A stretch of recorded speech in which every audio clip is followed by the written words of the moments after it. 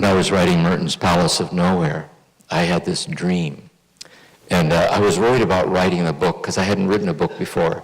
So I was wondering if I could write this book, and I was struggling. It took 5 years to write this book. And I had this dream. And the dream was, so I'm sharing this story. I was invited to a university to give a lecture on Thomas Merton's principles of folk dancing. And I think it came from his work with the Shakers. He was interested in the Quakers and the Shakers and Shaker art. He was very interested in the Quaker movement and the Shaker movement and nonviolence. It was really a contemplative movement and so on. I think that's where it came from.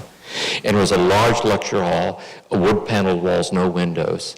And I was introduced, and I came up, and I was very nervous because I'm very introverted, and it's very hard for me to speak. You wouldn't believe it, but it's true. I mean, I'm not now. It's a long story. We won't go into that. Anyway, I was very, very nervous. I had this speech phobia. I was just very nervous.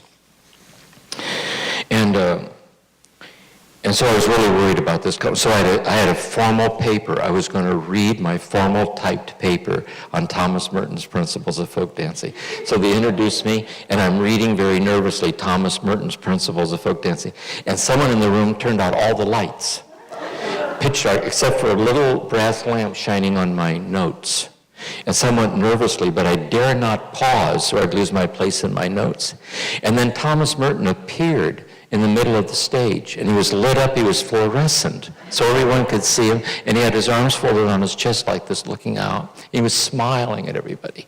And in the dream, I saw him out of the corner of my eye, and I thought, what are you doing here? You're dead. And I thought, I dare not look up at him because I might lose my place in your principles of folk dancing. And then Merton started to do a folk dance. And with this big grin on his face. And then someone in the front row, I could see in the darkened room, in the light of my note, I could see someone in the front row standing up and starting to folk dance with Merton. Another person, and at the end of the dream, everyone in this crowded lecture hall was folk dancing with Thomas Merton except for me, because I was reading his principles of folk dancing. And Merton was saying, this is the problem.